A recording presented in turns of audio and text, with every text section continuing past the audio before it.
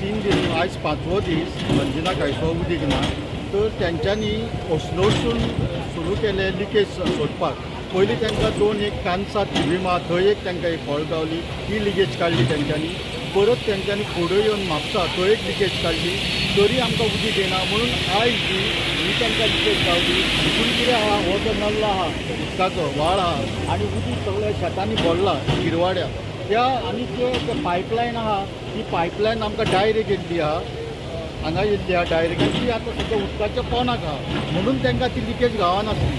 आनी तें उदीक जें लीक जातालें तें सामकें नाल्यान वचून सामकें दर्याक वयतालें. आनी आयज तेंच्यांनी सोदीत आयज ते हांगा पावले आनी बोडगेश्वराच्या नांवान तांकां ही आयज फॉल्ट गावली.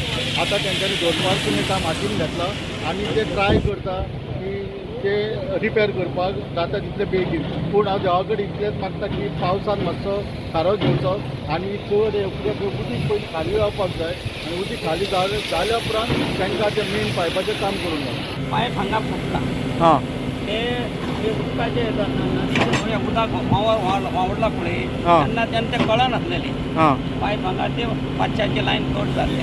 हां आतां खंय खंय उदक ना? उदक आतां अंजुना आनी सकल ना कोणूय बाकीचे कडेन आतां. केन्नाच्यान ना आतां हें? ते 2-3 दीस जाले उदकाक पावसाक लागून ते बिश्टी गावना जाली. हां आतां आमी सकाळच्यान हा लेबर कालच्यान भोंवता. हां आनी उदक हांगा व्हांवर आसलें म्हणून कळनासलेलें. आतां कळ्ळी. आतां केन्ना पर्यंत जातलें?